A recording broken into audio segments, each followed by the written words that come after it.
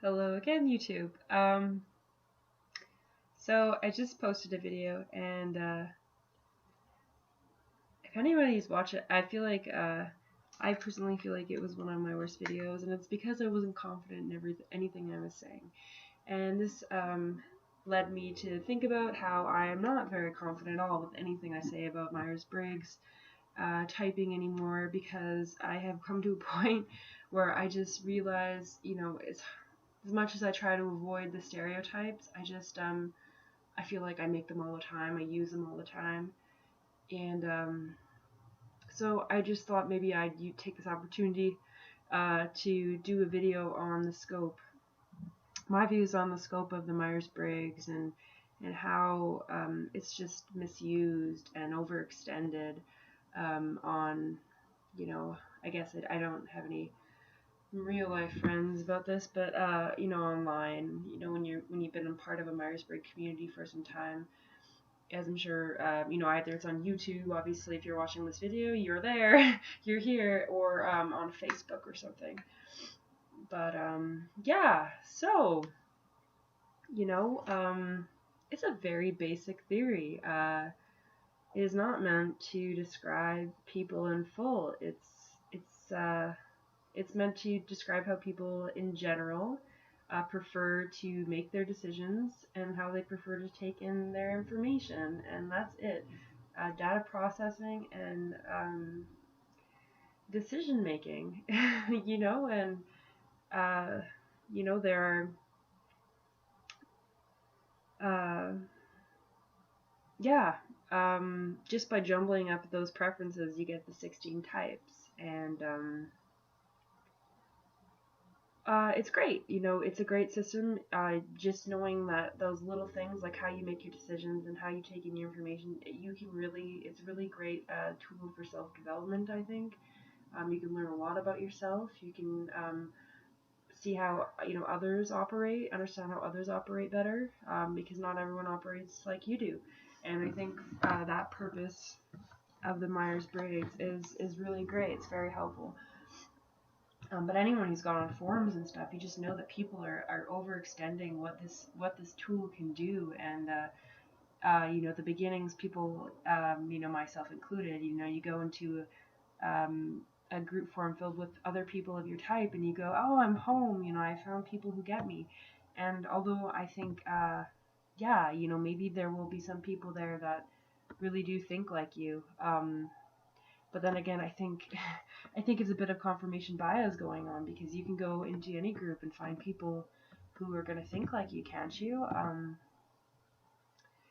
And I know a lot of, especially the introvert types, they feel like they don't fit in a lot of a lot of places, let's say, in the real world, maybe because they're shy and they don't really talk to enough people, and just it's a mere numbers game. You're not talking to enough people, so you're not meeting enough people that are similar to you.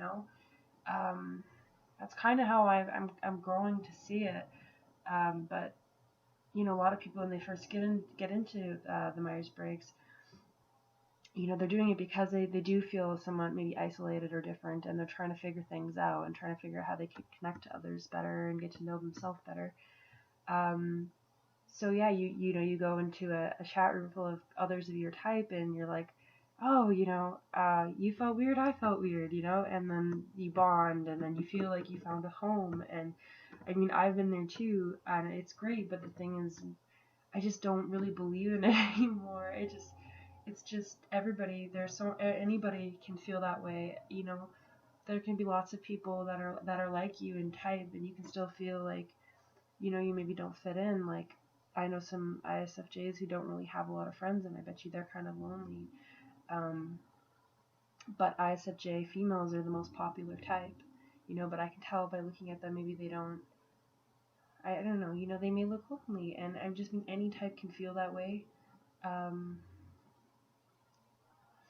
maybe certain types really do. Uh, I don't know, because even, let's say INFJs, I mean, they're less than 1%, or INTJs, they're also really down there. Yeah, I guess it's harder to find people that process information and make decisions the same way you do, and you may stick out a bit. Like, sure, some types are going to stick out more than others, but I mean, I still just think that it's overextended. Just because you share those two things with people doesn't mean you're coming to the same conclusions, just because I make my decisions based in an internal way, I share that process with somebody else, but I don't share the same opinions as somebody else. I can, in fact, get along and feel more at home with somebody who uses, let's say, extroverted feeling, or even introverted thinking. You never know, just because um, the process is different, but let's say we come to the same conclusions.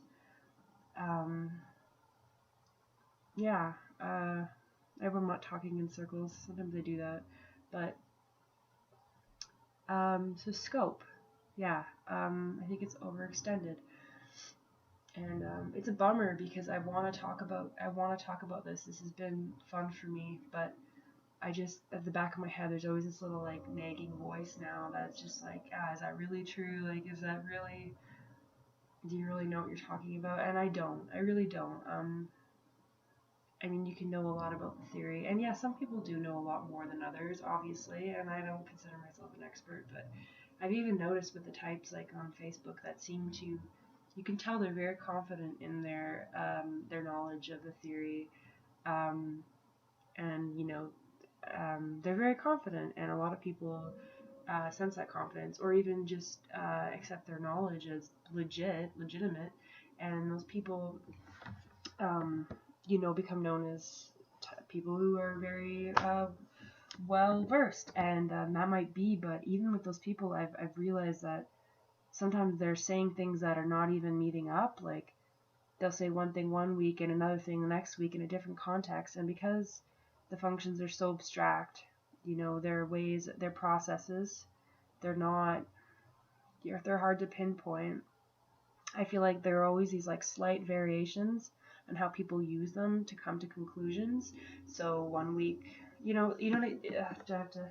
So I think, yeah, these like subtle things are happening all the time, and because certain people are very confident, others may not pick up on it. Like, I tend to fall for confident people all the time. I always think people who are confident are more knowledgeable and intelligent than me, and sometimes they are, but sometimes they probably aren't.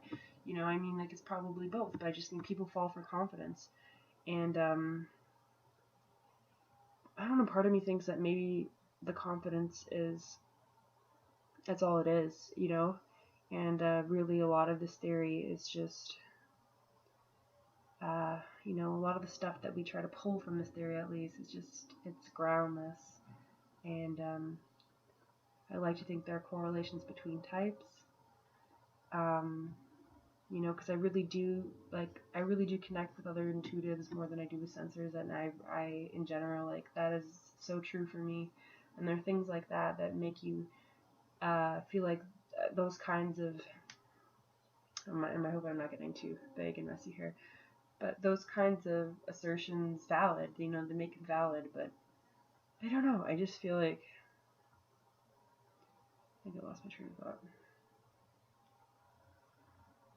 I don't know, what do you think? Can somebody else give me an idea of what you think the scope is, and what ways it overextended in the community, and are we all just hoping to find the answers through theory rather than just living our lives and figuring out people the old natural fashioned way? Is that what we're doing here? I don't know, maybe. Alright, take care.